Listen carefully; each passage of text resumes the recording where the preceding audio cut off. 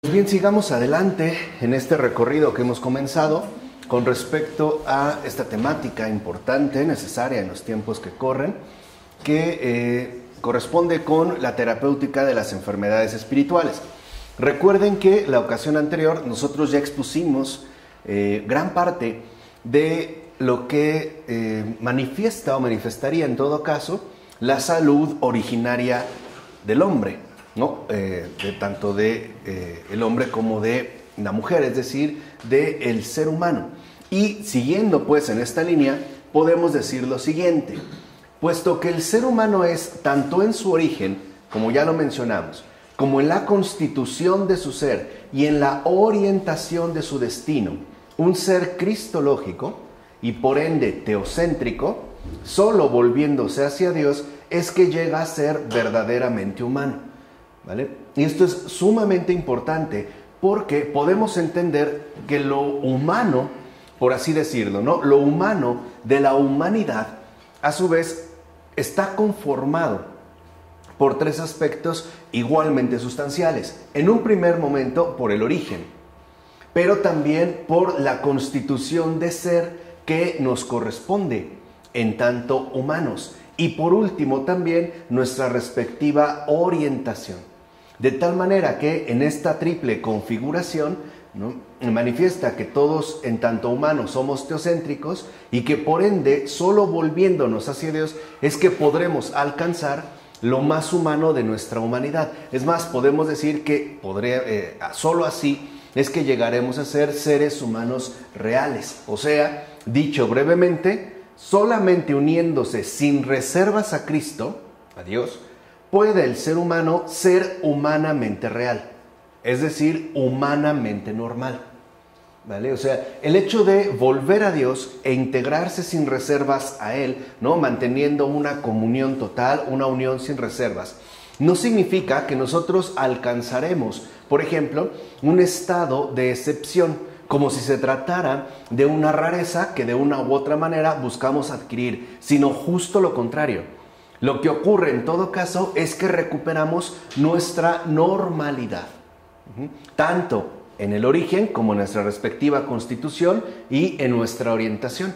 O sea, es esto lo que nos aportaría una realidad verdaderamente humana y por lo tanto nuestra normalidad más fundamental. De tal forma pues que la deificación, o sea la santidad, ¿no?, como también nosotros lo hemos mencionado, no crean que constituye una especie de rareza de difícil acceso. Por el contrario, la santidad o bien la deificación, como aquí se ha estado mencionando, no es otra cosa más que la auténtica normalidad del ser humano. De hecho, es lo único que le permite alcanzar su más genuina realidad, es decir, su más auténtica conformación. Así pues, fuera de Cristo, ¿no?, entiéndase, inconformidad humana, que sería igual a una anormalidad, el ser humano no es ni verdadera ni plenamente humano. Y esto lo veremos ya adelante cuando entremos a la patología propiamente dicho. De hecho, queda muy por debajo de su auténtica naturaleza. Padece amputación. O sea, si una persona quiere vivir sin Dios, ¿no?, es decir, fuera de Cristo, en realidad lo primero que va a padecer es amputación, ya que no tiene naturaleza humana perfecta, sino gracias a la unión con la naturaleza divina, lo cual se realiza en la persona de Cristo y en su asimilación a Él, que nosotros ya habíamos expuesto la ocasión anterior. Pues bien, si el ser humano es teantrópico por naturaleza, se presenta la siguiente situación. Si éste no es hombre-Dios, a semejanza del Dios hombre, no es ni siquiera humano. Y ese es el riesgo en el cual nosotros podemos incurrir. De hecho, el ser humano que pretende definirse a sí mismo y por sí mismo, es decir, independientemente de su relación original con Dios, atenta contra su propia naturaleza y termina convertido en algo no humano. De hecho, podríamos decir que es no humano. Tomemos como referencia dos ejemplos muy particulares de los tiempos modernos. De acuerdo con Darwin, ¿no?, el ser humano no se define en su relación original con Dios, sino que se definiría a partir de un proceso evolutivo netamente natural, es decir, donde Dios no juega ningún papel. ¿Cuál es el resultado? ¿En qué termina convertido el supuesto ser humano? En algo no humano, en algo que remitiría a una animalidad, que incluso se hunde en una oscuridad, como lo aprendimos con Charles Taylor, que no podría ser prácticamente definida, ¿no? Esa oscuridad de lejanía cuyo origen se vuelve completamente oscuro. Y eso lo vemos hoy en día. O sea, ya ni siquiera se mantendría como algo genuinamente humano. Por eso es que a partir de planteamientos de este tipo se considera que lo humano ni siquiera proviene de lo humano mismo. O sea, piensa cómo se afirma, por ejemplo, que el ser humano no es más que el resultado evolutivo, ¿no?, de un primate. O sea, somos la evolución de un chimpancé. Vamos, en un sentido muy resumido. Pero lo que quiero que entiendan es esto, o sea, para que vean que no es una mera invención o una mera imposición, no está injustificado, es real. Y los padres de la iglesia ya lo sabían desde hace casi más de 1500 años. No podemos decir hace casi 1800, 1900 años. Ya se habían dado cuenta de ello. Cuando nosotros pretendemos conformarnos sin Dios, o sea, fuera de Cristo, el resultado es no humano. Y no solo hacia su origen, sino incluso también hacia su destino. Aquí viene el segundo ejemplo. Los futurólogos más destacados de estos tiempos, como por ejemplo Michio Kaku, ¿no?, por mencionar un caso, nos hablan que es un gran divulgador científico y un gran promotor de la futurología y por ende de esa mitología de la realidad salvífica, o sea, de la tecnología, etcétera. Nos habla de un futuro más o menos a corto, mediano plazo, donde alcanzaremos un grado de sofisticación tecnológica impresionante. Pero el precio a pagar es, a final de cuentas, la desaparición, la anulación, la aniquilación de lo humano. O sea, si por ejemplo con Darwin nos vamos al origen, lo que aparece es no humano. Y si nos vamos con los futurólogos, ¿no?, estos grandes divulgadores del progreso tecnocientífico, el resultado, lo alcanzado, el destino, es no humano. Piensen en la película de Avatar. O piensen en la película de Lucy. Si es que las han visto, yo supongo que sí. Vamos, menciono películas como conocidas. Vemos cómo lo que se apunta y lo que se pretende, a final de cuentas, es no humano. Entonces, esto es algo muy serio. Sin Dios, el ser humano ni siquiera se mantiene humano. Se desintegra, se deshace en cualquier otra cosa, menos en aquello que le corresponde. ¿De acuerdo? Por eso, si uno pretende, vuelvo a insistir, definirse a sí mismo por sí mismo, lo único que hacemos no es agredir a Dios, es atentar contra nuestra propia naturaleza. Nos desgarramos de nuestra verdadera esencia fundamental y nos vemos como arrojados a cualquier abismo, que ya sea de una manera sofisticada, ¿no?, bajo la futurología tecnológica, o bien bajo una perspectiva de evolución naturalista, meramente naturalista. El resultado es el mismo en ambos casos.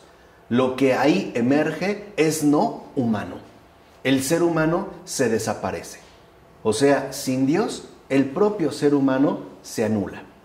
Se anula a sí mismo. Se extingue, se aniquila. ¿Vamos? Ok. Y habría que aclarar, es no humano porque no existe tal cosa. No existe, pues, la naturaleza humana pura. Y eso es algo también sustancial. No existe la naturaleza humana pura. Que fuéramos pura naturaleza humana. Eso no existe. Recuerden que nosotros somos relacionalidad. En primer lugar, con nuestro Creador. Y en segundo lugar, con todos la gente que nos rodea, o sea, con nuestro prójimo. Más bien, simple y sencillamente ocurre lo siguiente: el ser humano es hombre Dios o no es. O sea, o es santo o no es. No habría pues como un estado intermedio neutro, donde pudiéramos hablar de una naturaleza humana pura. Por eso escribe Clemente de Alejandría lo siguiente: hemos de intentar con todas nuestras fuerzas que nuestra imagen se vuelva semejante a Él, porque si no, entonces seremos nada al renegar de nuestra propia naturaleza. Y eso es lo que parece que ocurre mucho en el mundo contemporáneo. Hay una especie como de vacío antropológico, hay una especie de carencia antropológica, y por eso no fue casual que nuestro curso dado de filosofía católica empezara por una antropología. Porque hoy hay como un vacío antropológico, hay una especie de grieta en lo antropológico, donde de una u otra manera parece ser que no tenemos claro qué es un ser humano. Es más, ni siquiera parece que tendríamos más o menos cierta claridad o nitidez con respecto a en qué consiste lo humano de la humanidad. O sea, la cuestión de lo humano hoy prácticamente como que brilla por su ausencia. Y de fondo entonces, esa es nuestra denuncia a partir de esta terapéutica y de los padres de la Iglesia. En realidad, una de las cosas que está ocurriendo en estos tiempos es que estamos renegando de nuestra propia naturaleza.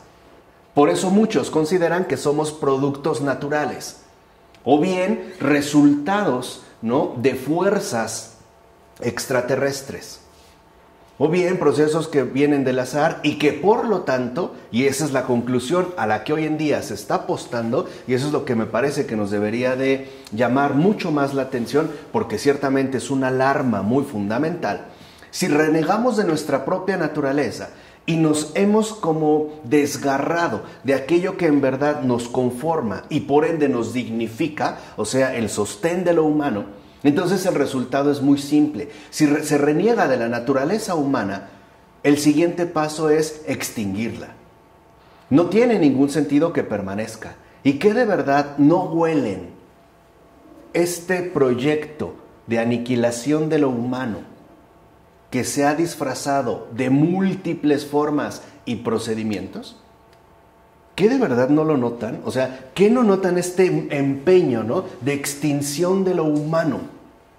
Cueste lo que cueste, ¿no? O sea, pareciera, ¿no?, que en efecto hoy se atenta contra lo humano, pero el fundamento de fondo es este. No porque se quiera acabar con los seres humanos, sino porque en principio se reniega de su naturaleza. Termina convertido, como dijimos, en nada. No es.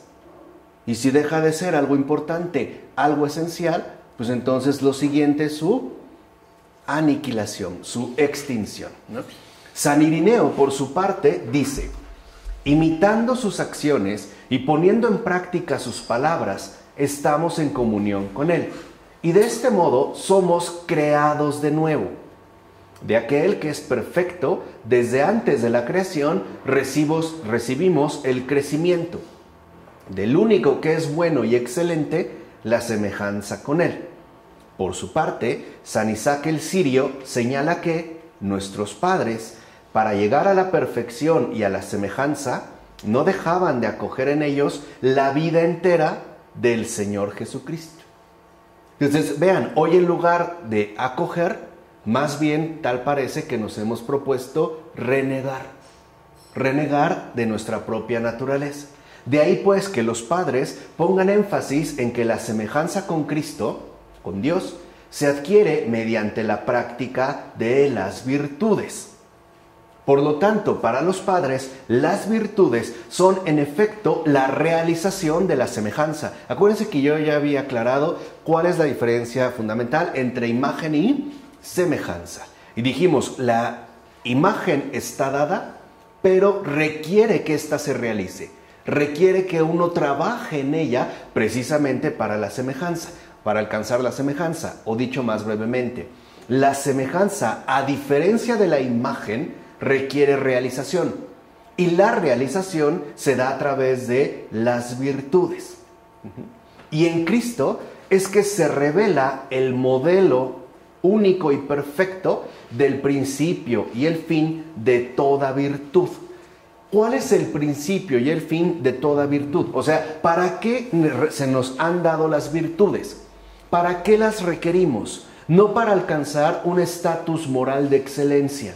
No se trata de moralismo, sino de esa libre participación en la gracia deificante de Dios, que en efecto significa la práctica de las virtudes. O sea, las virtudes, pues, a diferencia de lo que se viene sosteniendo, ¿no?, en la modernidad, no tienen un fin moral. O sea, su finalidad no es moral.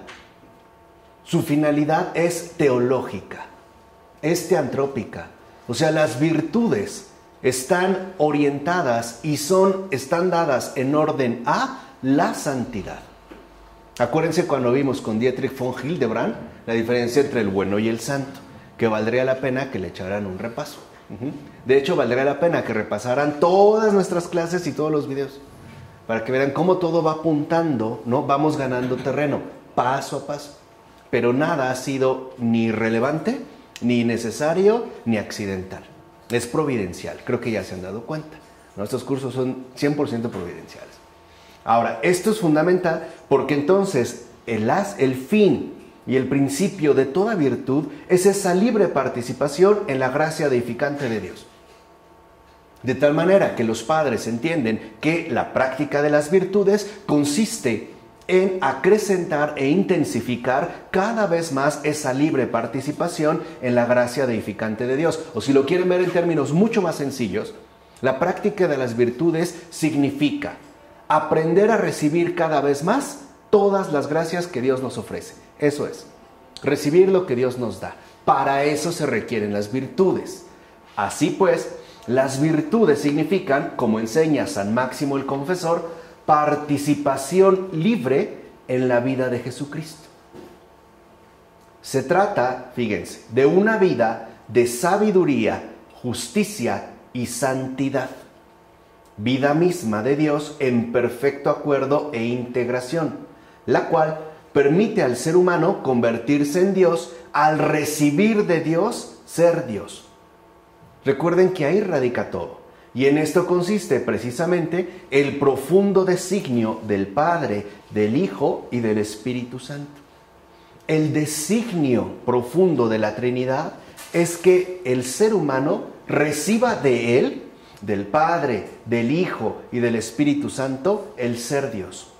El recibir de Dios, ser Dios. Eso es gracia. Y para eso es que empleamos las virtudes, ¿no? Las virtudes vienen en nuestro auxilio para poder recibir de Dios, ser Dios. Y eso es lo más normal. Eso es la normalidad. La enfermedad es oponerse a este designio. Para que ya lo vayan como entreviendo. Y dicho designio se cumple de hecho en el mundo en cuanto misterio de Cristo, el cual revela a sí mismo el grandioso misterio de la economía trinitaria. Fíjense, en efecto, la creación del hombre, siempre que hablamos aquí del hombre, piensen hombre y mujer, ¿vale? Se apela a este hecho de creación, pues, ¿no? Es criatural. Y su deificación son obra común de la Trinidad. Acuérdense, va de la mano creación y deificación. Es obra de la voluntad bienhechora del Padre que se cumple por su propia labor en el Hijo y a la cual contribuye el Espíritu Santo que vivifica y perfecciona. Entonces, creación y deificación son obras de la economía trinitaria. Es obra, pues, de Dios. Las dos. Creación y deificación. Ahí intervienen, pues, los tres, que como bien sabemos son uno. Así pues, el recibir de Dios, ser Dios, es justo el cumplimiento de la voluntad común del Padre, del Hijo y del Espíritu Santo. Es más, nosotros, como católicos, solemos persignarnos frecuentemente. ¿Para qué lo hacemos? ¿Por qué al despertar, al salir, al dormir, al recostarme, al pasar frente a un sagrario? Al invocar a Dios. ¿Y qué es esa invocación? Seguirlo. Es el abrirme, ¿no?, a esa voluntad común del Padre, del Hijo y del Espíritu Santo. De hecho, digámoslo así, cada vez que nosotros nos persignamos, en realidad lo que estaríamos haciendo es abrirnos a la gracia deificante de Dios. O sea, persignarse es abrirse a la deificación. Es estar, pues, ¿no?, en el flujo dinámico de la santidad. Encomienda. Lo vemos a veces como una especie de escudo, una encomienda, ¿no?, como algo que me cubre o me protege, pero tiene un fondo mucho mayor. O sea, no se queda, pues, solo en la superficie, sino que en realidad es esa marca que señala que estoy participando libremente en la voluntad común del Padre, del Hijo y del Espíritu Santo, que, como dijimos, incluye creación y deificación. O sea, creación y redención, que es aceptar, en pocas palabras, la voluntad de Dios, ¿no? De hecho, es Dios mismo quien ha querido que el ser humano participe de la vida eterna y celestial de sí mismo en tanto Trinidad. O sea, es pues obra divina de filiación. Persignarse no es otra cosa más que el recordatorio permanente de esta filiación, de esta obra divina de filiación. San Ireneo, por ejemplo, dice que el Hijo y el Espíritu son las manos del Padre. Vean qué bonita imagen. Pues según la voluntad del Padre, el acto del Hijo consiste en dar el ser a las criaturas. Y el acto del Espíritu consiste en perfeccionarlas y santificarlas. O sea que el Hijo, o del Hijo, viene nuestra imagen, nuestro ser, nuestro fundamento. Y del Espíritu proviene nuestra respectiva perfección y nuestra respectiva santificación. O sea, la realización de la semejanza. Ambas cosas que parten de la voluntad del Padre. De ahí que los padres consideran que todas las virtudes del ser humano reciben su ser del Hijo, pero son vivificadas, perfeccionadas y santificadas por el Espíritu en el nombre del Padre. Ahí estaría, pues, ¿no?, este misterio de la Trinidad operante, ¿no? O sea, del Dios vivo. De tal modo que la imagen y la semejanza de Dios en el hombre es querida por el Padre, realizada por el Hijo y cumplida en el Espíritu. No se puede realizar de otro modo. Así pues, la perfección humana es obra conjunta de Dios, no de uno mismo. No es que yo ciertamente me esfuerce para alcanzar, como dijimos, esa especie, ¿no?, esa falsedad de naturaleza humana pura. No, en realidad la perfección humana es obra conjunta de Dios. De hecho, el Hijo permite al ser humano recibir el Espíritu Santo. Y el Espíritu une al ser humano con el Hijo y por él con el Padre. Ahí vemos, pues, la acción de Dios, ¿no? Por eso, como dijera San Gregorio Nacianceno, Él, o sea, Dios, uno y trino, es nuestra perfección. Una perfección espiritual que convierte al ser humano en neumatóforo, o sea, portador del Espíritu que une al hombre con Dios. Recuerden que esta figura del neumatóforo, ¿no?, que es propia de la Iglesia Ortodoxa, jugaba un papel muy importante dentro del planteamiento de Pavel Florensky. Alcanzar, ¿no?, a volverse neumatóforo. Pues viviendo en Cristo, el cristiano recibe el Espíritu enviado por el Padre en nombre del Hijo. Y viviendo en el Espíritu es que se une a Cristo en tanto participación filial con el Padre. Es un hijo de Dios, pues. El que realmente ha encarnado, ha aceptado y ha asumido este designio divino de filiación. Por tanto, para que el ser humano alcance la perfección de su ser en Cristo y realice así la integridad de su naturaleza, éste debe vivir según el Espíritu. Es decir, debe llevar una vida en comunión con el Espíritu de la verdad. ¿Cómo podemos saber entonces si nosotros realmente nos estamos moviendo por la senda que recorre la perfección de nuestro ser en Cristo? Muy sencillo. Si estamos o no en comunión con el Espíritu de la verdad. O sea, si estamos realmente integrados y adheridos, dijimos, sin reservas, a la verdad. Por eso es que estamos dando, ¿no?, a su vez, este curso sobre Santa Teresita del Niño Jesús.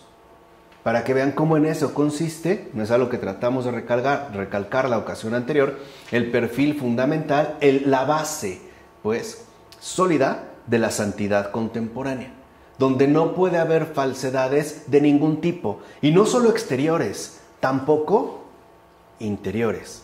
O sea, uno ya no puede estar afiliado, ¿no? Porque vea lo que la palabra, ahorita vamos a ver lo que significa. O sea, uno ya no puede estar afiliado de ninguna manera con la mentira.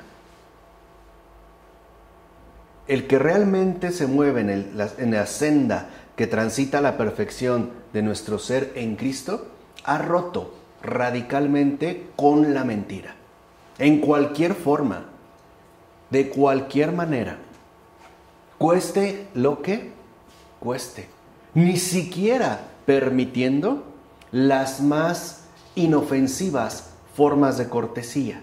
Por ejemplo, eso es muy común en México, no sé en otros países, pero en México es muy común y de hecho proviene de nuestra herencia mexica, que ellos lo utilizaban, los diminutivos, como formas de cortesía, ¿no? Cuando alguien te invita, por ejemplo, a su casa y te dice, ay, adelante, mira, esta es tu pobre casa, ¿no? Y te das cuenta y dices, esta no es una pobre casa.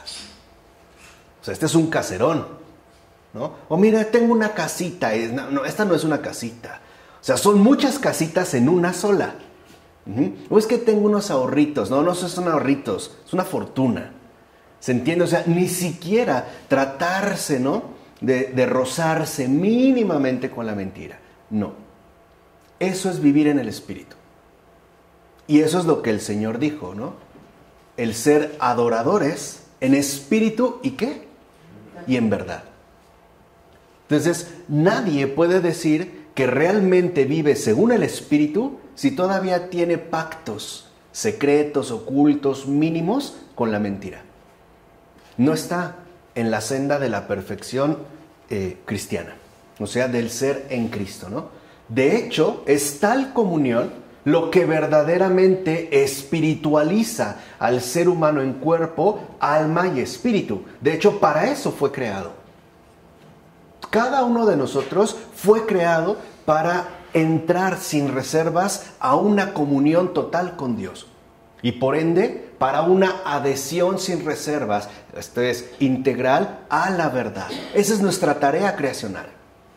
Dicho de otra manera, la tarea creacional de cada ser humano es adherirse sin reservas a la verdad.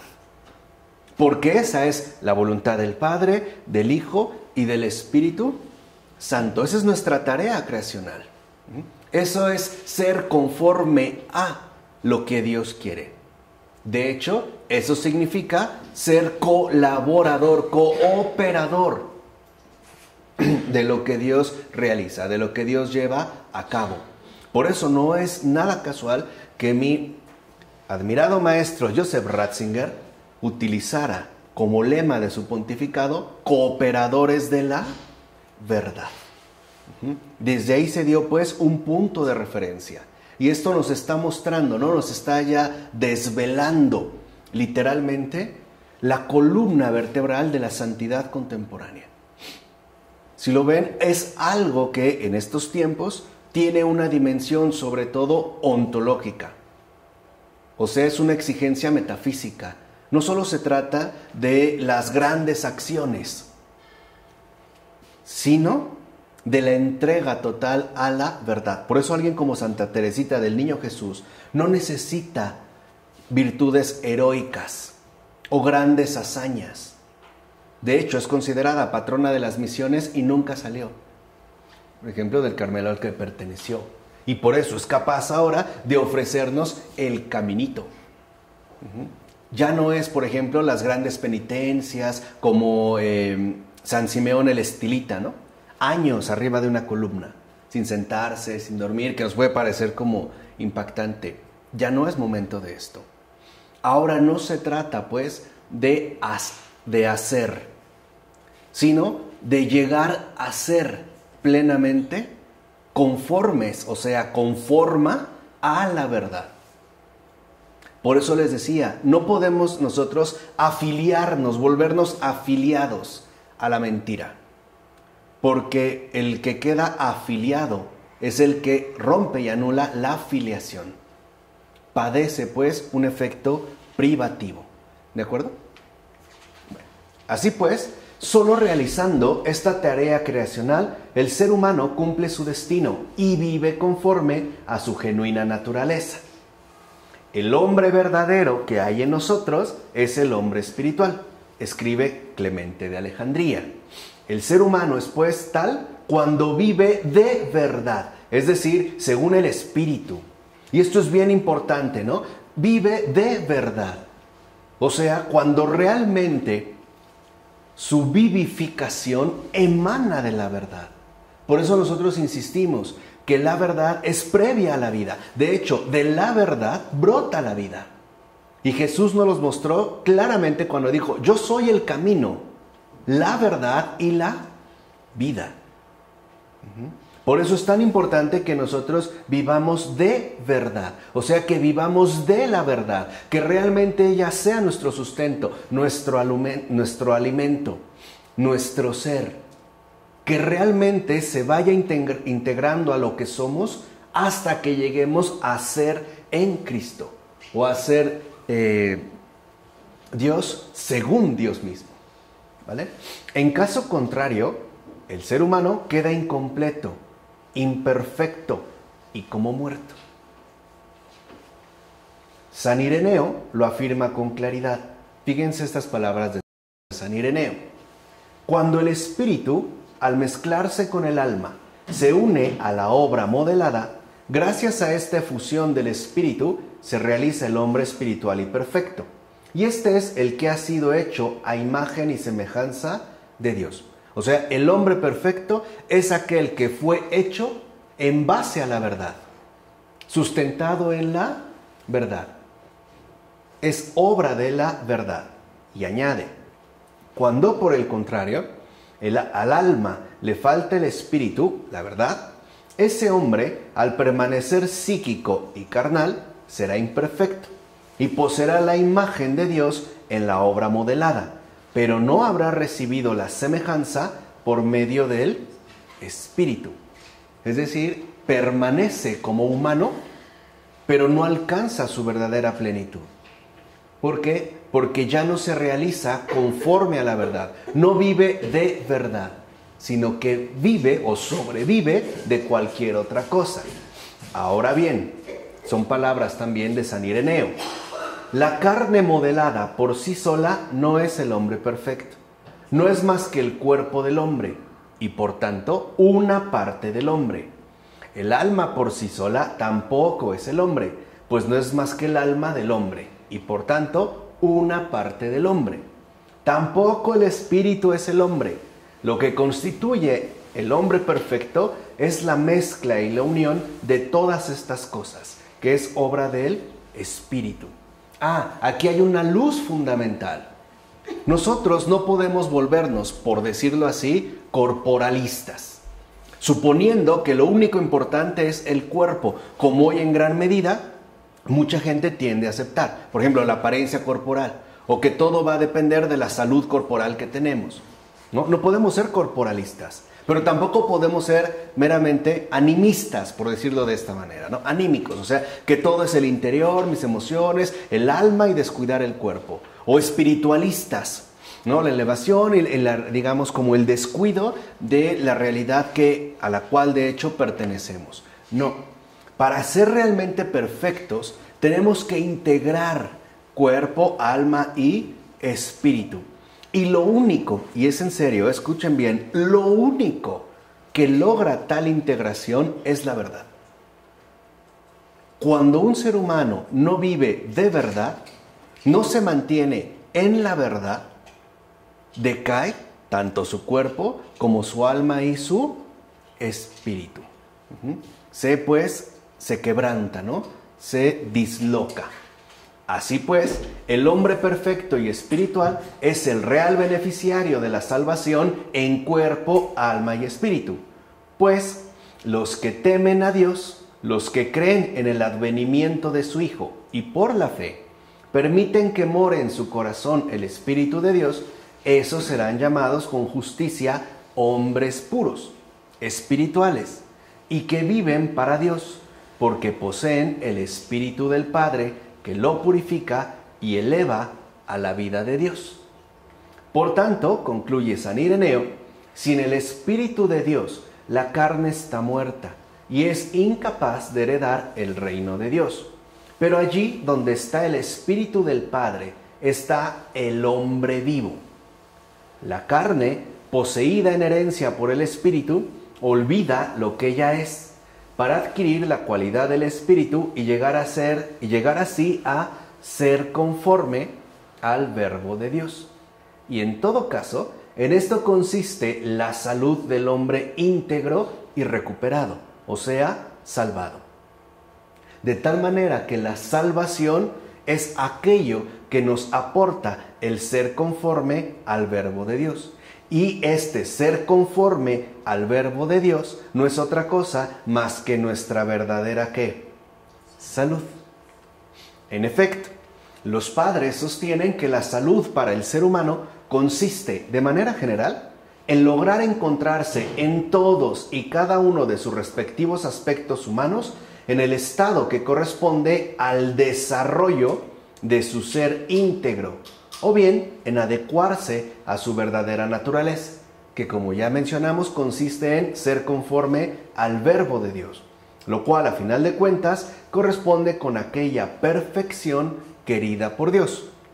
Perfección que, como hemos visto, consiste en conformarse a Cristo en el Espíritu, en la verdad, razón por la cual la vida natural y normal del ser humano es la vida en Cristo, ya que el ser humano está hecho por naturaleza para tender hacia Dios y comulgar con Él. San Nicetas Stétatos escribe al respecto: el alma se inclina por naturaleza hacia los bienes divinos.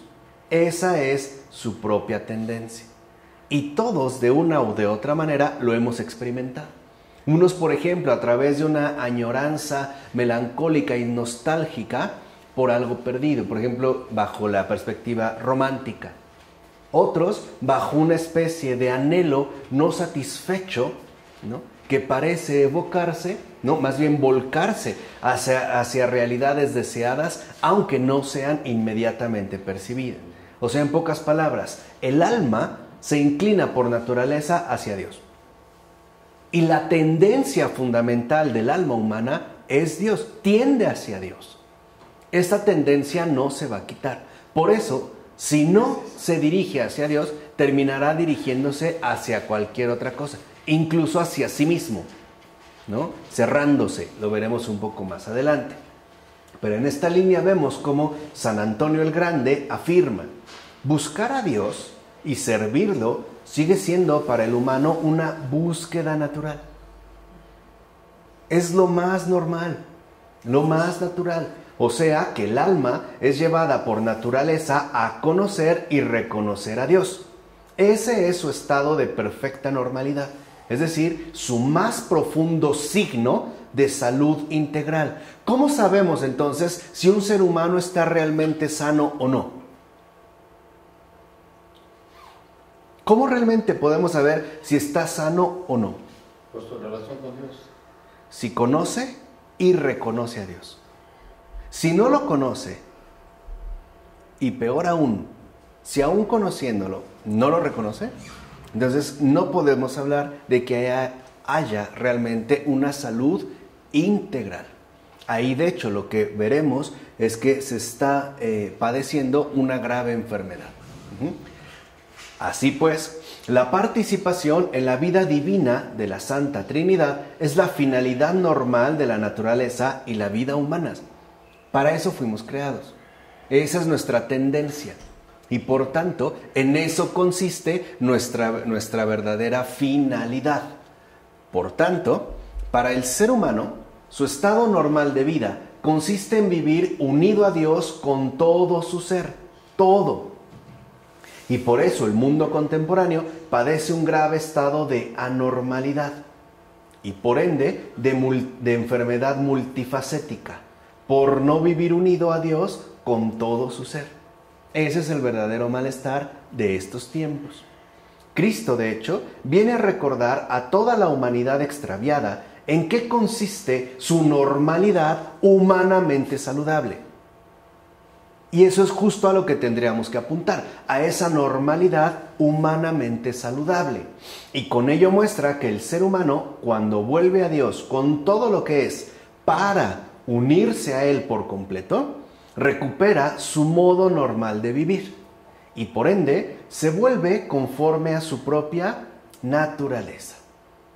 Esto mismo es lo que constituyen en el ser humano las virtudes, es decir, según San Basilio, estas fuerzas donde vivimos de modo conveniente la santidad, según la orden del Señor. Son estas fuerzas que nos permiten, ¿no?, vivir de modo conveniente la santidad.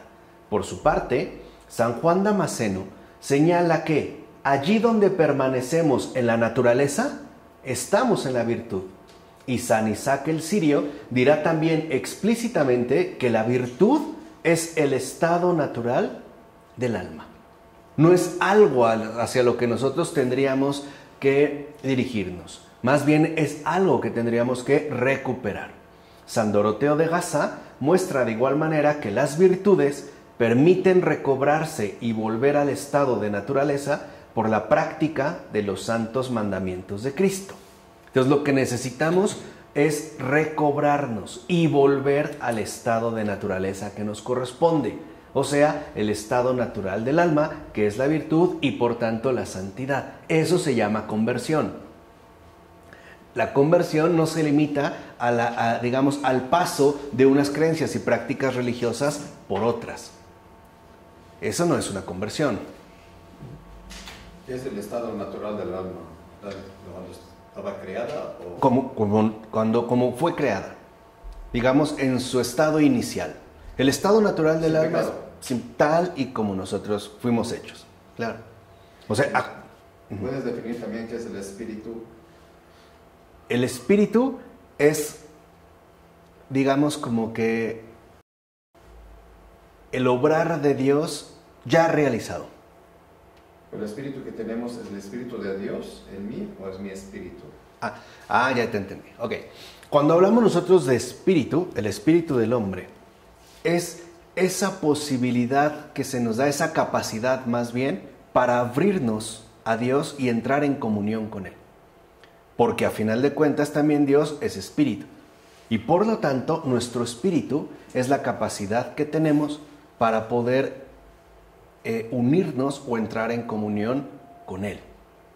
¿Es la potencia del alma? En términos más griegos, ¿no? Como esta potencia que tiene el alma para abrirse. Pero nuestro espíritu es esa apertura a Dios. Por eso es que también la requerimos. De hecho, es gracias al espíritu que nosotros nos podemos abrir a Dios con todo nuestro ser, incluido nuestro cuerpo, nuestra alma, etcétera, etcétera, con todas nuestras facultades, con todas nuestras capacidades, ¿vale? Ahora, los padres también afirman que a este estado de virtud le corresponde de hecho la verdadera salud. Fíjense, la virtud es la salud natural del ser humano. San Doroteo de Gaza. Lo que la salud es al cuerpo vivo, lo es la virtud con relación al alma. San Máximo el Confesor. O bien, la virtud es por naturaleza la salud del alma. Por eso a los niños, ¿no?, para que vean que no es algo como tan extravagante o tan extraño, por eso a los niños desde pequeños les insistimos una y otra vez: pórtate bien. No porque esté como obligado a hacer algo que no le corresponde, sino para que no pierda la salud de su alma, o sea, para que no se aleje de la virtud. Y por lo tanto, en pocas palabras, para que no se desvíe, para que no pierda su salud natural. Insistimos en esta permanencia. Así pues, únicamente por la práctica de las virtudes y en particular de aquella que las corona todas, la caridad, se vuelve el ser humano capaz de conocer y de reconocer espiritualmente la finalidad de toda su existencia, y en eso consiste la contemplación.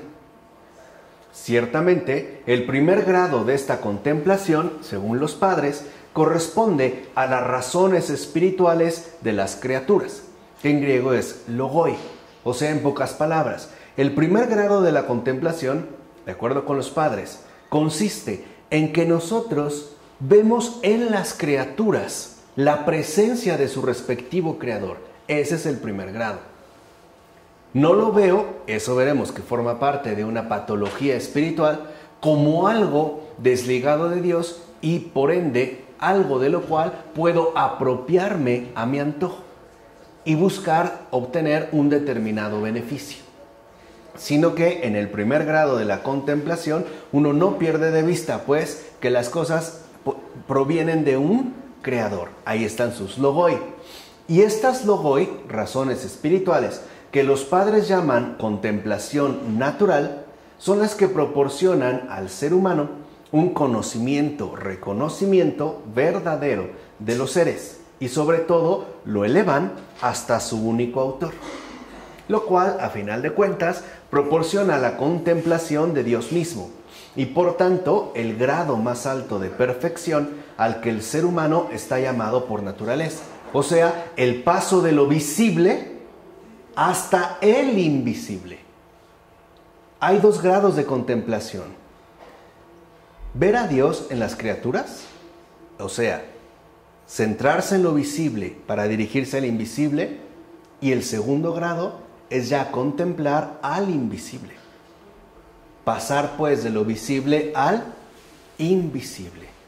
Y por ende, ahora sí, entrar en una comunión plena con Dios, que sobrepasa ya todo orden sensible, todo orden visible, todo orden, en este caso, limitado. ¿Vamos? Ese es el grado. Por ejemplo, hay quienes a lo mejor en un bello paisaje pueden llegar a percibir algo del invisible. Incluso le pueden llamar una especie de epifanía estética, ¿no? Una especie como de revelación sublime, como quieran. Pero ahí hay algo que apunta. Pero el segundo grado de contemplación es cuando nosotros ya no estamos pues limitados al orden criatural, sino que ya accedemos, y ese es el más alto grado de perfección al que estamos llamados por naturaleza, al invisible, es decir, a Dios mismo, ¿vale? Y ahora las cosas se invierten, ya no vamos de lo visible al invisible, sino que ahora permanecemos en el invisible y de ahí nosotros podemos retornar a todo lo visible. De hecho, esa es la caridad. En eso consiste la caridad. En el ver mismo de Dios todas las cosas. Caridad es contemplación. No es un obrar humano filantrópicamente llamativo. No crean que la caridad es exuberancia de actos. La caridad no es más que el mirar mismo de Dios y por ende el obrar a partir de ahí. Sin contemplación no hay caridad. Eso es lo que quiero un poco que entiendan, ¿no?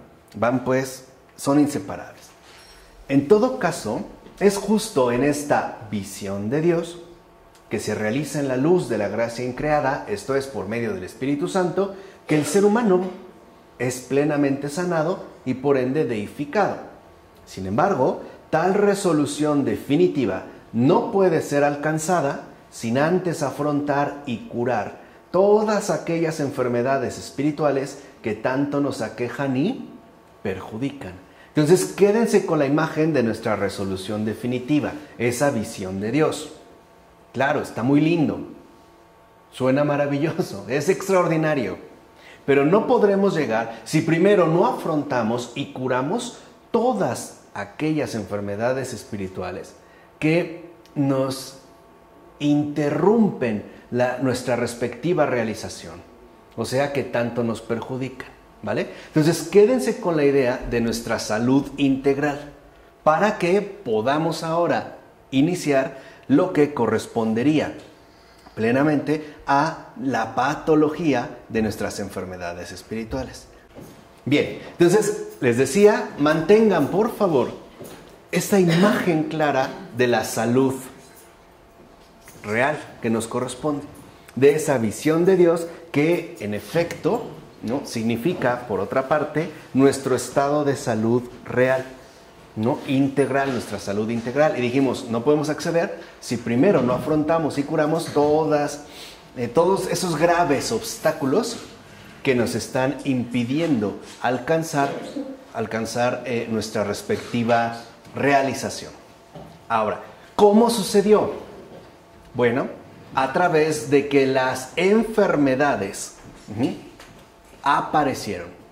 Y estas enfermedades, ahora ya nos vamos a ya vamos a entrar de lleno a la zona patológica. Y verán cómo a muchos de nosotros nos va a quedar perfectamente bien el saco. Y es imposible no verse reconocido, en muchas de las cosas que vamos a mencionar. Si eso sucede, no se preocupen, vamos por buen camino, es una gracia. Al menos estamos accediendo a la verdad y podremos entender qué hacer al respecto. Pero primero nos vamos a concentrar en el origen de las enfermedades. Y el origen de las enfermedades es el pecado ancestral. Ahí está la raíz de todas nuestras enfermedades, de todos nuestros padecimientos, de todas nuestras desgracias, de todas nuestras calamidades. Lo que también solemos llamar el pecado original. Y siendo honestos, muchas veces ya hemos subestimado el pecado original. Pensamos que no fue para tanto. Hombre, fue una transgresión. ¿No? Sí, fue una falla, ¿no? Somos humanos, somos débiles. Pero como si no tuviera realmente digamos, como una repercusión tan drástica. Aquí veremos que sí. Y esto para contemplar realmente la obra redentora del Señor Jesús. Para que veamos que no era cualquier cosa lo que sucedió. No solo es, me equivoqué, perdón. Vamos a ver todo lo que trajo consigo. ¿De acuerdo? Ok. La realización entonces de la semejanza con Dios se proponía a la voluntad libre de Adán. Ahí está el primer presupuesto. Esa realización de la semejanza con Dios, la deificación, estaba propuesta a la voluntad libre de Adán. Pero, debido a su libertad, éste tenía la posibilidad de seguir otro camino. Es decir, la de abandonar el bien e ir al mal. Porque, como dijimos, el amor no es obligación, es entrega, es libertad. No estaba obligado a. La serpiente proponía justo esta otra alternativa. De hecho, era una tentación permanente. No crean que solo llegó una vez. Lo que nos exponen es finalmente cuando esa tentación se consumó, pero permanecía como una tentación permanente. ¿Por qué como una tentación permanente? Porque en efecto la serpiente manifestaba que existía la posibilidad de seguir otro camino. ¿Cuál era en qué consistía esa otra posibilidad? Abandonar el bien e ir ¿qué? ¿Cómo lo sabía la serpiente? Atención. Me lleva el tren. ¿Cómo lo sabía? Pues porque él mismo lo había realizado. ¿Qué hizo el diablo? El mal. ¿Qué está sugiriendo? El mal. Que se le siga a él. Porque él ya lo hizo. Él sabe que la realidad, la libertad es real. Que es limitada, finita, sí, pero es real. Tan real que sí es posible abandonar el bien para ir ¿qué? Al mal. Por eso lo que quiere es que Adán lo siga a él. O sea, que no realice su semejanza con Dios, sino que se haga semejante al diablo. ¿Se dan cuenta? O sea, vamos en esta libertad. O sea, ya hay pues una base. Si lo quieren ver así, el diablo es testigo de que sí existe esa otra alternativa. La pregunta es, ¿Adán tenía que realizar su semejanza con Dios o ya era perfecta? Lo vamos a ir viendo. Con Dios? No, la tenía que realizar. No tenía pecado. La semejanza. No, claro, no tenía pecado. Pero no era algo que consiguiera de inmediato. Tenía que madurar y crecer. Por eso se le daba como un tiempo, ¿no? De crecimiento. Porque tiene tiempo. Ya es criatura. Se da un tiempo de maduración. Es perfecto, sí, pero requiere madurar su perfección. Eso lo iremos viendo. Esa es muy bonita, muy buena pregunta, ¿eh? Bueno que lo pones. Ok.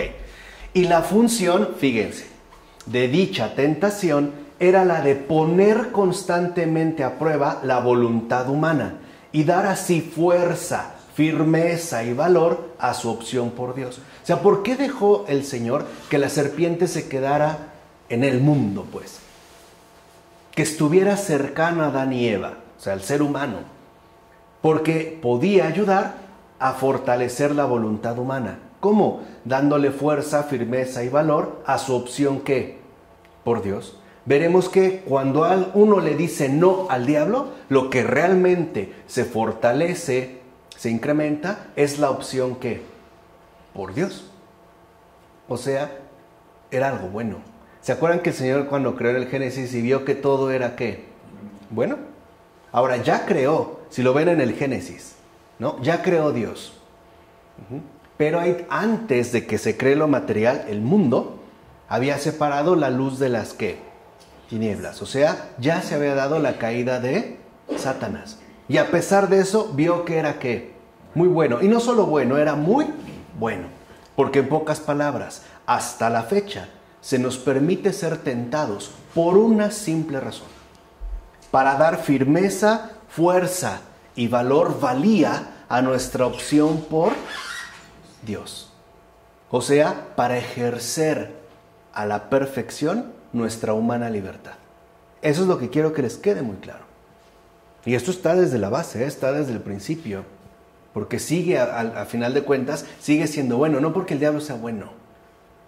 Es porque en efecto a nuestra condición le favorece. ¿Estamos? Ahora, sin esta posibilidad, al menos posibilidad de optar por el mal, y no solo optar, realizarlo, Adán no hubiera sido realmente libre, puesto que el camino de la deificación se le habría presentado como el único posible y por tanto como necesario e impuesto. O sea, no hubiera sido una criatura libre, sino habría sido creado como un vil esclavo, el cual tiene que realizar lo que se le impone, sin dejarle ninguna otra alternativa. ¿Por qué? Porque Dios es libre y quiere que todas sus criaturas sean ¿qué? Libres. Por eso los ángeles también son libres, ¿o no? ¿Los ángeles que permanecen en el cielo están obligados? ¿Están ahí por obligación? Nadie. Están ahí por libertad, por un ejercicio definitivo de su libertad. Y nosotros también fuimos creados libres. ¿Se entiende? Por eso se presenta de esta línea. Ahora, además, fíjense, si se le hubiera permitido al hombre realizar la semejanza con Dios, de modo que él la cumpliera sin otra opción posible, jamás sería realmente virtuoso. Es lo que preguntaba Ronnie. ¿Y ya la realizó? ¿Ya la tenía? No, tenía que realizarla, pues como señala San Juan Damasceno, donde hay necesidad no puede haber virtud. En pocas palabras, la realización, la semejanza, no se da por necesidad, se da por virtud. O sea, por una opción libre, no es una obligación. Por eso, aunque nosotros por naturaleza somos buenos, no estamos obligados a hacerlo, ¿o sí? Es más, podemos no serlo, podemos optar por el mal e incluso realizarlo. Así pues, primer punto fundamental, la tentación se hallaba implicada en el hecho mismo de que el ser humano poseyera una libertad por completo real. Por eso está el tentador ahí. Porque nosotros poseemos, y esto no se movió, una libertad por completo que, piensen en Nietzsche. Nietzsche es uno de esos ejemplos, o yo me atrevo a decir de esos raros ejemplos, ¿no? De esos agentes solitarios, muy, muy, muy solitarios, como el Zaratustra que él retrata, que realmente se han tomado en serio su libertad y que la han tomado como una realización, sabiendo en efecto de que no hay una coacción de por medio. Claro, tergiversando todo y mostrándolo como una virtud, pero algo es cierto, es un ejercicio de su libertad. Y ahí vemos que la libertad sí es real. O sea, realmente le podemos decir no a Dios, pues. No estamos obligados ni a amarle ni a reconocerle, ¿o sí? Por eso aquí vemos como tentación, en tanto se remite al ser humano, es debido a que éste posee una libertad por completo real. Porque cuando empieza la creación de la nada, había un caos, no había nada, solamente nada. Ok, cuando se ve en el Génesis, ¿no? Antes de la creación que hay como, donde está aleteando como el espíritu sobre las aguas, ¿no? O sea, como más informe.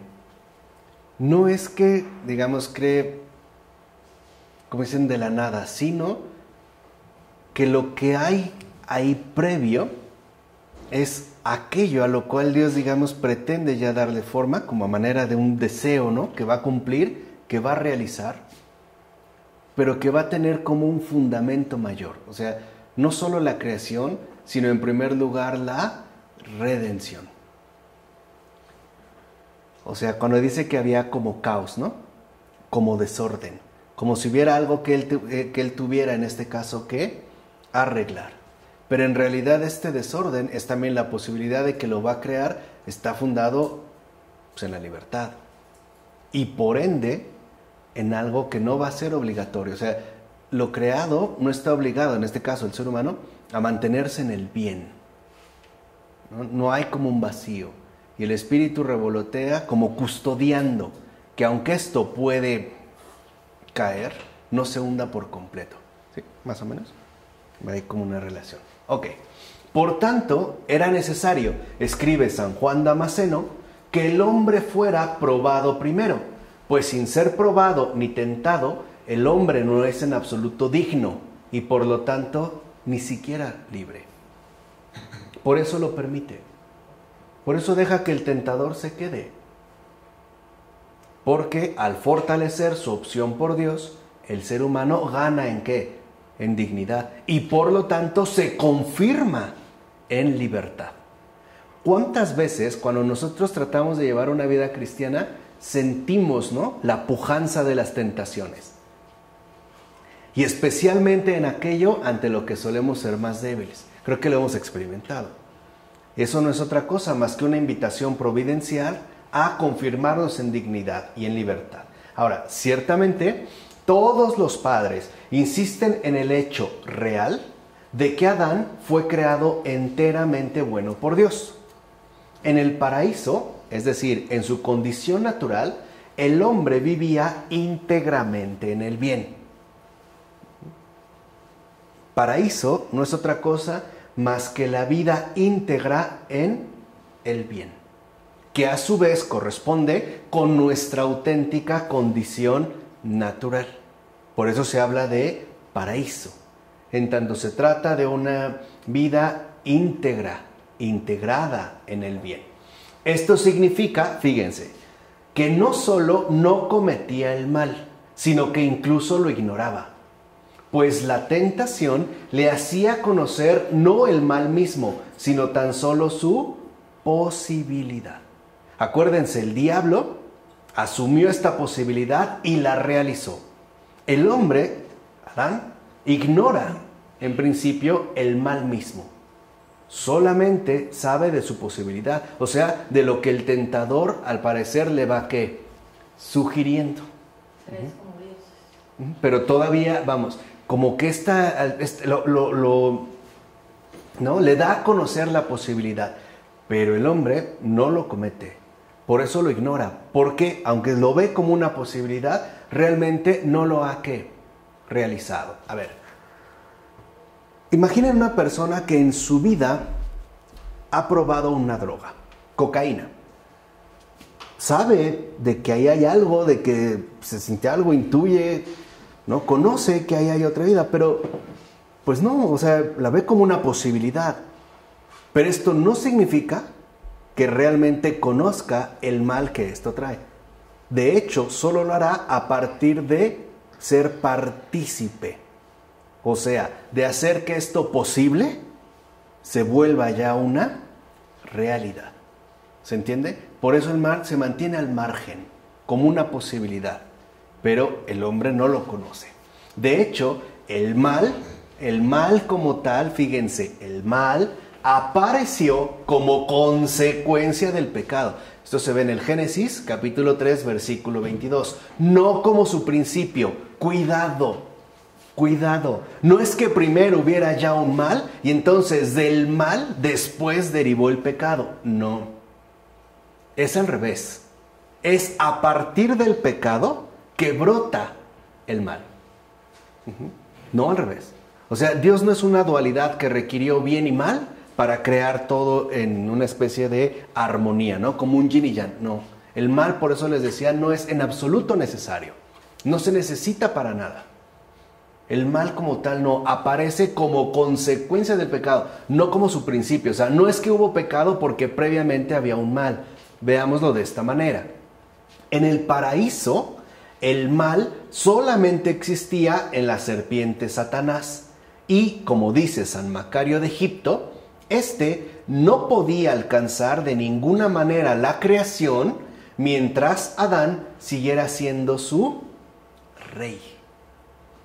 O sea, Satanás no puede trastocar la creación mientras no derribe a su respectivo rey, que es el ser humano. Por eso ven como en el Génesis, ¿no? El ser humano es colocado como corona de la ¿qué? De la creación. Y eso Satanás lo sabe perfectamente bien, que sigue siendo una idea común. Antiguamente, para vencer un reino, lo importante era cortarle la cabeza al rey. Lo vimos en la Revolución Francesa, ¿no? En términos mucho más recientes. Entonces, Satanás en este caso sabe de que para alcanzar la creación en cuanto tal, tiene que lograr que el rey caiga. O sea, que realice la sugerencia que él le propone. O sea, que renuncie a Dios para hacerle caso a él. ¿Vamos? Que se está, digamos, como poniendo en juego.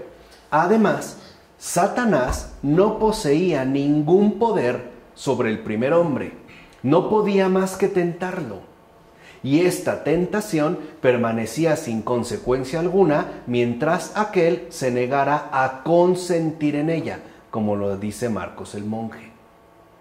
Adán, Eva sentían tentación, pero eso no perjudica, porque hay una diferencia sustancial entre sentir y consentir. El sentir nos es inevitable, porque somos sintientes también, hasta nuestra piel, ¿no? O a veces, sentí escalofrío, ¿no? O siento. Pero el consentir es asumirlo como algo propio y por lo tanto desviarme de mi estado original. ¿Se entiende? ¿Se va entendiendo? Ahora bien, vean, el diablo decía a Adán y a Eva en Génesis capítulo 3, versículo 5, seréis como dioses. Y en eso precisamente consistía la tentación. El núcleo, la esencia de la tentación, del pecado ancestral, está en estas palabras. Seréis como dioses. Todo lo primero, todo lo que previamente hizo, no es más que el adorno para poder dejar el veneno. Es como una manzana que primero adorna y la muestra apetitosa, pero adentro lleva el veneno mortal. De hecho, el núcleo, la esencia de la tentación está en esas palabras. Seréis como dioses. Fíjense, seréis como dioses. Veamos. ¿Qué somos? Veamos por qué. Ciertamente el hombre, ya entienda, ¿no? Adán y Eva estaba destinado por Dios a ser Dios, pero por participación en Dios mismo, es decir, en Él y por Él. En cambio, lo que Satanás, mentiroso, proponía a Adán y Eva era llegar a ser como dioses, es decir, otros dioses, independientemente de Dios. Vean la diferencia. Se trataba pues de ser dioses sin Dios. Esta es la tentación ancestral que atenta de lleno contra la verdad al pretender que no hay un solo Dios. Ahí está la tentación. Lo que está proponiendo entonces Satanás es que nosotros seamos dioses sin Dios, porque sabe que para eso fuimos creados y que para eso hacia eso es que nosotros nos dirigimos, para eso estamos destinados. Pero para Satanás esto se tiene que realizar sin Dios. Y por lo tanto, y ahí se ve que es padre de toda la mentira, atentar contra la verdad. Porque él está convencido de que no hay un solo Dios, sino que hay dioses. O sea, que cada quien se puede endiosar a sí mismo y tratar de convertirse en un Dios. ¿Se entiende? Esto lo vimos también en gran medida con la fe de los demonios de Fabrice Hallage. Cuando dijimos cómo él, ¿no?, está completamente convencido de que él se ha autocreado. ¿Y por qué puede decir eso? Porque sabe que Dios no ha creado el mal. ¿Se entiende? O sea, esta autoría se la atribuye a sí mismo. Sí, pero se olvida que no empezó de cero. Que no es más que la distorsión de lo que era. El fallo total de su tarea creatural. ¿Vale? O sea, tampoco hay que dejarse engañar. Como si, pues sí, es el gran artista, ¿no? Lo que les decía, esa tentación de hacer de la vida propia una obra de arte que uno construye, que uno elabora, que uno articula, ¿no? Ser el arquitecto de la propia vida. Pues no, esa es la raíz de la tentación. Esto es justamente lo que sugieren. Ahora, ¿por qué? Porque es verdad. Acuérdense que toda tentación siempre lleva algo de verdad. Siempre. Si no, la repudiaríamos inmediatamente. Ese es el gancho. Es el anzuelo. Porque es verdad que el hombre estaba destinado por Dios a ser Dios, pero por participación en Dios mismo. Es decir, en Él, por Él y con Él. Por eso, hasta estas fechas, en la celebración litúrgica, no es verdad que la oración solemne no es cuando mencionamos por Cristo, con Él y en Él. ¿No es esa la oración solemne que realizamos? Para que no se nos olvide, sí, pero por participación en Dios. Es decir, en Dios, por Dios y con Dios. En cambio, lo que el demonio proponía a Adán y Eva era llegar a ser como dioses. Esto es, otros dioses. Fíjense, otros dioses independientemente de Dios. Ese es el núcleo. Otros dioses independientemente de Dios. Así pues, la tentación consistió en sugerir a Adán y Eva el ser dioses sin Dios. Es decir, el ser dioses por cuenta propia, negando así la verdad. Dios es uno. Y aquí podemos también observar como un perfil particular de lo satánico. Él no es capaz de contemplar unidad. Para él todo está multiplicado. Por decirlo de otra manera, nosotros podemos ver un cristal, ¿no? Y lo vemos unido, una sola pieza. Él no. En su visión todo está hecho pedazos. Todo está multiplicado. Todo está desbaratado, ¿no? O sea, él no ve un vidrio, pues. Ve miles de trozos de vidrios. Porque en efecto es la fragmentación en lo que él se mantiene. Y eso es lo que Jesús nos dijo en el Evangelio, ¿no? ¿Cómo puede Satanás, ¿no?, mantenerse a sí mismo si está, ¿no?, en división? Y ahí entra la clave. Porque él es división. Él no piensa, no concibe y por supuesto no acepta la unidad.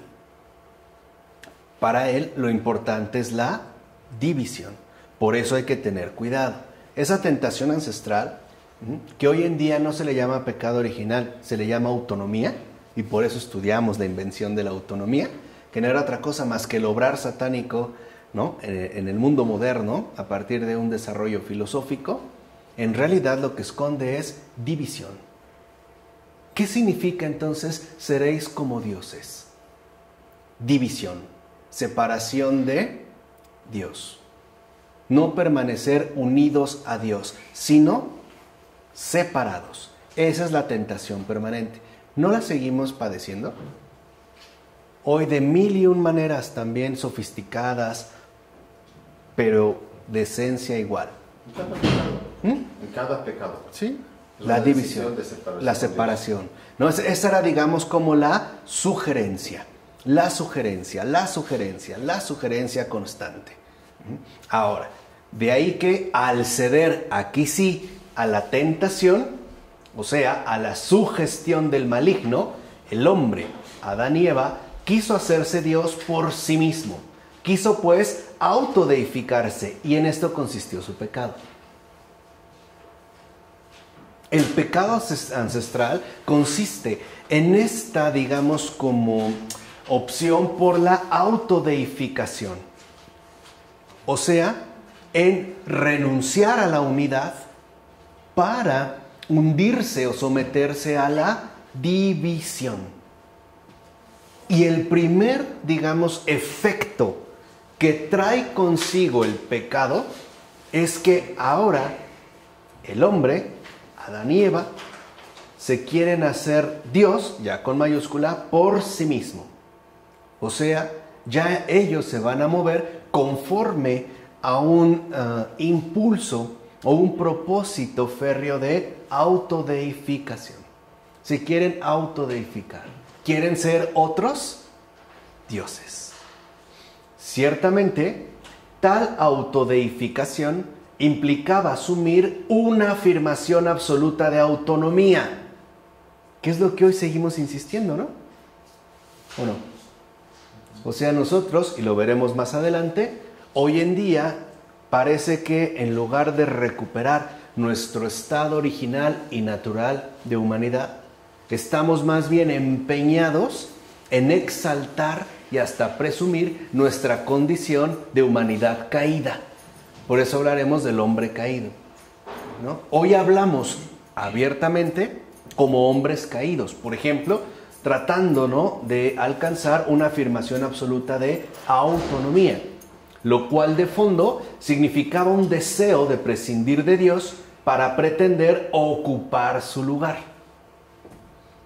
Deseo, pues, de erigirse como otro Dios frente y en contra de Él.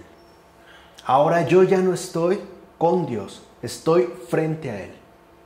Ahora, ¿qué significa estar frente a frente?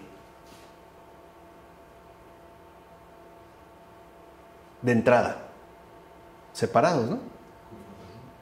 Yo ya no vivo en esa unidad. O sea, en pocas palabras, ya perdí el paraíso. Ya no me veo como unidad. Ya no estoy en unión. Ahora me mantengo en separación. Como alguien que se pone frente a frente. Por eso, por ejemplo, en los eventos boxísticos, los ponen frente a frente. Porque el estar frente a frente, de entrada dijimos, implica separación. Y por tanto, conflicto. El ser humano ya está en conflicto con Dios. Ya lo ve incluso como un rival, como alguien con el que va a tener que enfrentarse.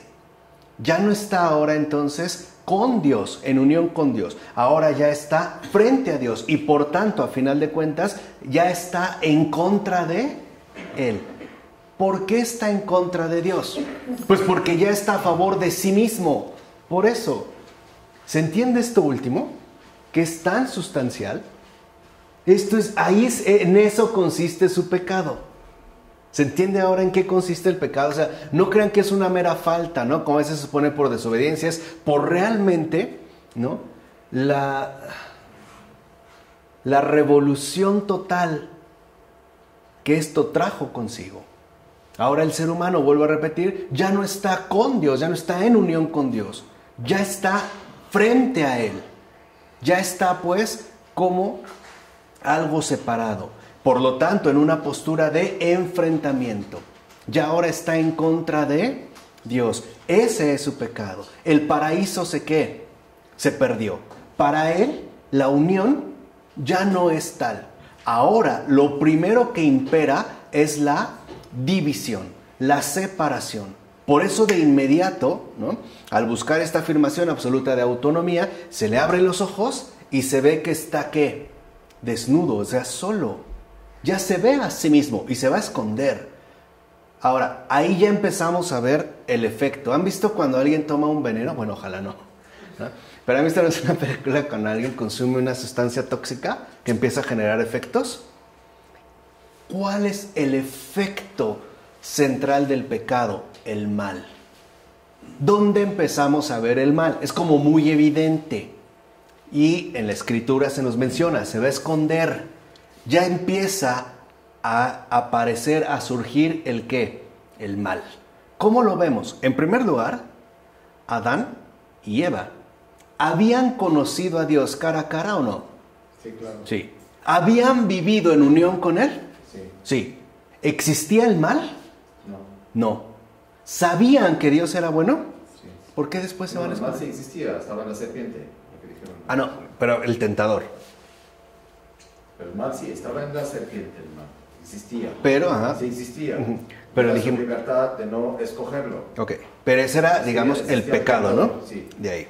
Pero se Vas. los advierte, les dice, no coman del árbol del bien y el mal. Eso lo veremos más adelante. Pero aquí, o sea, de entrada lo que quiero que vean es, ahí ya se ve pues esa borrachera que trae consigo el mal, que todo lo distorsiona, al grado de que a partir de ese pecado, todo lo empiezan a hacer mal.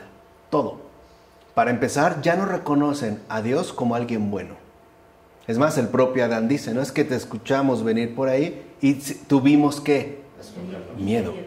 Pero es así tal cual, tuvimos miedo. Ahora, ¿por qué miedo? Porque a partir de entonces, al verse a sí mismos y por lo tanto al estar ya instaurados en división, Dios es un enemigo. Dios es una amenaza para mí. Dios ahora me va a matar, me va a aniquilar. Es decir, la relación entonces ya no está dada en el amor, ya no está dada en la unión, está basada en la división y por lo tanto en el mal. ¿Se entiende ya como toda esta distorsión que se empieza a experimentar? ¿Qué hubiera pasado si no hubieran pecado? ¿Qué hubiera pasado? Bueno, eso es como aventurado, ¿no? Mencionar, pero ¿qué hubiera pasado? Que todo hubiera seguido siendo maravilloso. ¿Pero hasta cuándo? Tienen que unirse con Dios un día. Claro. No estaban destinados para la tierra. No, esto se iba a lograr conforme alcanzara su plena maduración creatural, a lo que fue destinado. Adelante como luz. Entonces ya habríamos sido en un mundo de gracia, de pura gracia. Ya sin pecado. Y no, sí, sin pecado. El mundo habría sido muy diferente. Claro, exacto. Y por lo tanto, sin mal. De hecho, el mundo no hubiera sido mundo. Hubiera Paraíso. sido paraíso. ¿No? Este es como el punto. Ahora, en síntesis, fíjense. El pecado constituía una rotunda negación de Dios. Es decir, un rechazo total de Dios y de su invitación de participación que con Él. O sea, que el pecado consiste en la pérdida de unidad y por tanto en asumir ahora, ¿no?, la postura que viene de la división y que al final conduce a una rotunda negación de Dios. Y que esta rotunda negación de Dios equivale en efecto a un rechazo total ¿qué? De Dios. ¿Qué es Satanás? Rechazo de Dios. Total. Un no Dios, no amor. Sí, o sea, es una rotunda negación ¿qué? De Dios. Acuérdense lo que nos dijo Pavel Florensky, ¿no? ¿Qué se grita en el infierno? 3 no son 3. 3 no es 3, soy yo. Ahí está rotunda negación de Dios, un rechazo total ¿qué? De Dios. Y por lo tanto, ahora rechazar todo lo que tenga que ver con Dios. O sea, rechazo su invitación. Es justamente, ¿no?, privarme por esta afirmación absoluta de autonomía de todo lo que a mí me mantenía en el paraíso. Y querer ahora sustentarme a mí, en mí y por mí. Por ende, al privarse de Dios, el hombre se privó de la gracia que de hecho constituía la verdadera vida de su naturaleza. Dios había dicho a Adán y a Eva: del fruto del árbol que está en medio del jardín no comeréis, sino moriréis. ¿No? Esto lo dijo en Génesis capítulo 3, versículo 3. La serpiente, por el contrario, vean, había prometido: nada de eso. Ahora, eso significa nada de Dios, nada que venga de Dios. No moriréis. Háganme caso a mí. Síganme a mí. Por eso es muy importante entender cómo, fíjense, cómo por eso en la Biblia se ponen incluso, ¿no?, en la secuencia de presentación, uno detrás de otro. Primero, lo que Dios dijo: moriréis. Y lo primero que sugiere la serpiente no es que no van a morir, sino que en realidad no le hagan caso a él. O sea, que opten por nada de Dios. Nada que venga, ¿qué? De Dios. Ahora, aquí hay una astucia mayor. El demonio en ningún momento les dice: sígame a mí, sino síguete a ti mismo, como yo. ¿Sí se entiende esa astucia? Sin embargo, en las consecuencias, aquí sí, del pecado cometido, se reveló el carácter mentiroso de la promesa diabólica. Pues al desgajarse de la fuente de toda vida, el ser humano cae en la muerte. Fíjense, muerte futura de su cuerpo, cuando había sido creado potencialmente incorruptible, y muerte inmediata de su alma, al quedar desgajada de la verdad. Esta ocurre de inmediato, por eso lo dijimos, ¿no? Se van a esconder, y esta del cuerpo va a ocurrir. Si lo ven, a partir de ahí, todo el panorama se trastornó. Con el pecado, escribe San Juan Damasceno, la muerte entró en el mundo como una bestia feroz y salvaje, destrozando la vida humana. Entonces, la muerte también es consecuencia del ¿qué? Del pecado. Orden que aparece, más bien, llamémosle así, ¿no? Por utilizar palabras de Manuel Munier. ¿Cuál es la estructura del desorden establecido? Primero pecado, después mal, y después ¿qué? Muerte. ¿Quién carajos las detiene? ¿Qué? ¿Quién las va a detener? Jesús. Pero en su misma aparición, ¿el ser humano es capaz ya? Ya, ahí se ve realmente el efecto. Por eso todavía no entendemos que el mal en el mundo no es algo que competa de lleno a los seres humanos. Cuando el hombre quiere acabar con el mal en el mundo, de hecho termina siendo algo horripilante. Y lo mismo pasa con la muerte. ¿O no han visto también estos sueños, ¿no?, futurológicos de una especie como de vida perpetua, ¿no?, donde vamos a poder vivir 500, 800, 1000 años, etcétera, etcétera, etcétera? Como si de nosotros dependiera. Es curioso, ¿no? Queremos arreglar algo que en definitiva no podemos, pero sí comenzamos. Y San Gregorio Palamas, me cae re bien, dice al respecto: después de la transgresión de nuestros antepasados en el paraíso, el pecado vino a la vida.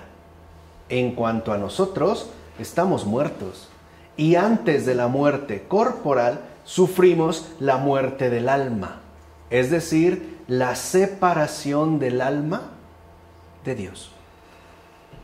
¿Cuál es entonces nuestra primera gran enfermedad espiritual que todos traemos?